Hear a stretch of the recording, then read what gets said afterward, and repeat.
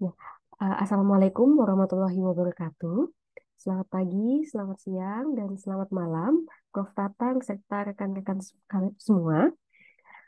Di sini kami dari kelompok 2, ada saya Rida Nafianti dan juga rekan saya Mbak Alifia Nuraini ingin mempresentasikan proposal proyek kelas yang berjudul Penerapan BMC dan juga Design Thinking pada proses perancangan sistem pengajuan kredit kepemilikan rumah KPR Bank XYZ.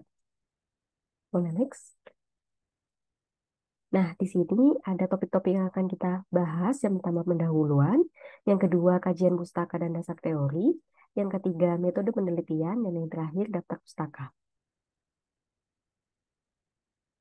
Ya, seperti yang kita tahu, saat ini masyarakat Indonesia masih menjadikan fasilitas KPR untuk membeli properti.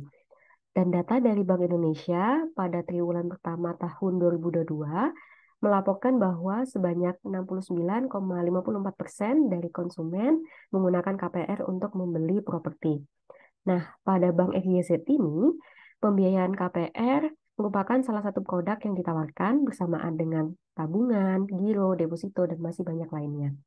Namun, kendala yang saat ini dihadapi adalah proses pengajuan KPR di Bank XYZ masih dilakukan secara manual.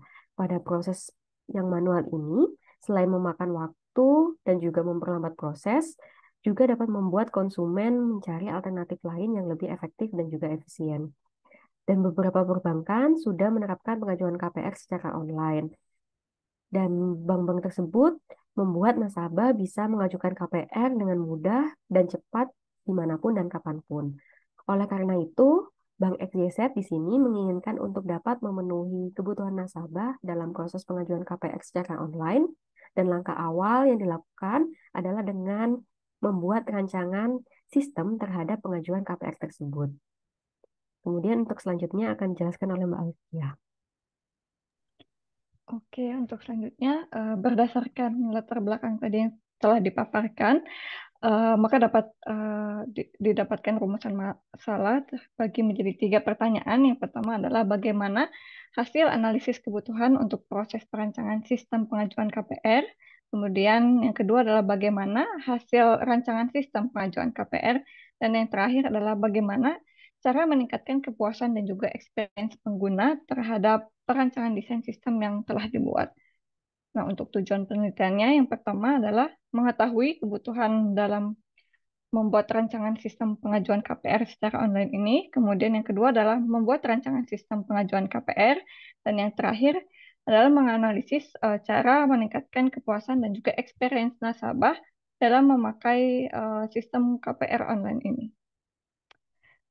Kemudian untuk manfaat penelitian terbagi menjadi 2 bagian. Yang pertama adalah manfaat teoritis, di mana memberikan informasi mengenai proses pengajuan KPR pada Bank XYZ yang mudah, cepat, dan juga transparan melalui sistem online. Kemudian untuk manfaat praktisnya terbagi menjadi 2. Yang pertama adalah bagi Bank XYZ ini dapat dijadikan dasar dalam pengembangan sistem pengajuan KPR online.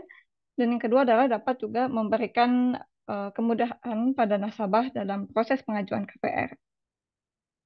Untuk ruang lingkupnya juga terbagi menjadi 3. Yang pertama adalah penelitian ini dilakukan dengan metode BMC dan juga design thinking. Kemudian penelitian ini hanya fokus pada proses pengajuan KPR yang dilakukan nasabah. Dan yang terakhir adalah hasil akhir dari penelitian ini hanya berupa rekomendasi desain perancangan sistem pengajuan KPR.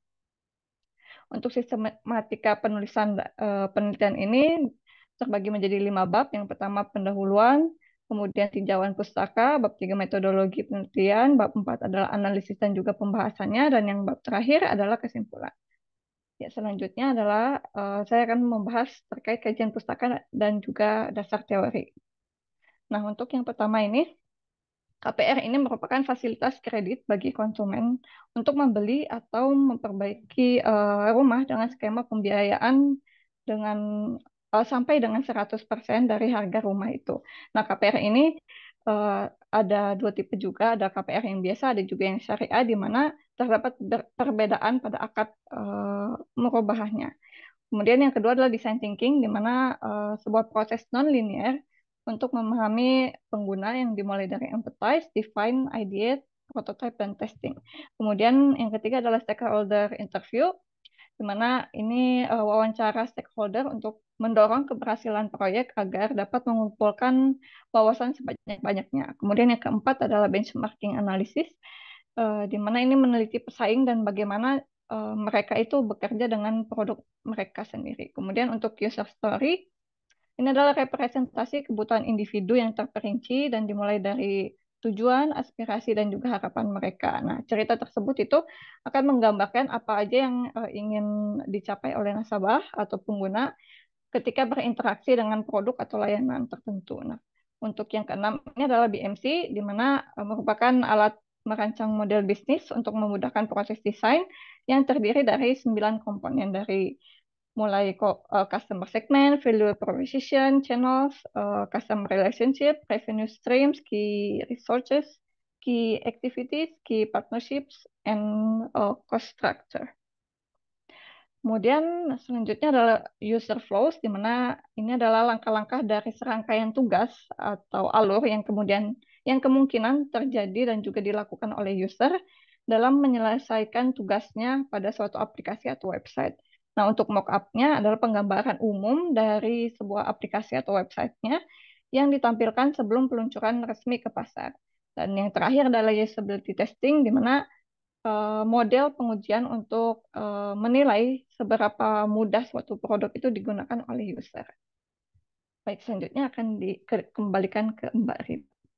Ya, selanjutnya kita akan masuk ke bab 3, yakni metode penelitian, yang mana metode penelitian ini menjelaskan mengenai tahapan yang nanti dilakukan pada penelitian ini. Dimulai dari melakukan studi literatur, kemudian mencari materi yang relevan, kemudian dilakukan proses analisis dengan BMC, kemudian nanti akan masuk pada tahapan design thinking yang terdiri dari empathize, define, ideate, prototype, dan juga test.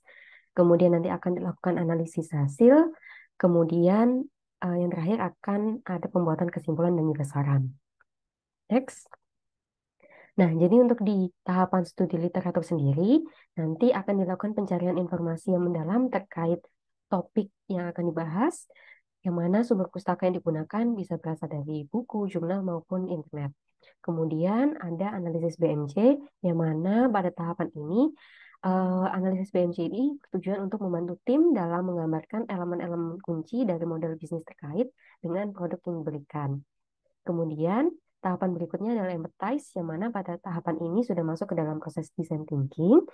Nah, pada tahapan empathize ini, pertama-tama akan dilakukan stakeholder interview, yang bertujuan untuk memahami proses existing dan juga memperoleh informasi mengenai kebutuhan dan perspektif tim terkait produk yang akan dibuat. Kemudian, pada tahap empathize ini akan dilakukan pula benchmarking analysis, yang mana bertujuan untuk membantu dalam adopsi praktek terbaik dan juga strategi dalam proses pembuatan rancangan sistem pengajuan KPR. Nah, kemudian proses selanjutnya adalah define, yang mana pada tahap ini bertujuan untuk mendefinisikan kebutuhan user yang ingin dicapai dengan adanya sistem. Dan penentuan kebutuhan user ini akan dilakukan dengan pembuatan user story yang membantu dalam mendeskripsikan sebuah fitur dan fungsi dari sudut pandang user. Kemudian tahapan selanjutnya adalah ideate, yang mana tahapan ini bertujuan untuk merumuskan ide solusi yang didapatkan dari hasil empathize dan juga define. Dan pada tahapan ini akan dilakukan pembuatan user flow yang menggambarkan alur interaksi user pada sistem, yang mana nanti akan berguna untuk proses selanjutnya. Kemudian proses selanjutnya yaitu prototype. Jadi di sini di prototype akan dibentuk solusi desain sistem dalam bentuk mockup yang merupakan representasi visual dari antarmuka pengguna. Nah, hal ini bertujuan agar stakeholder dan juga user memiliki pandangan yang sama terkait fungsi dan juga tampilan sistem.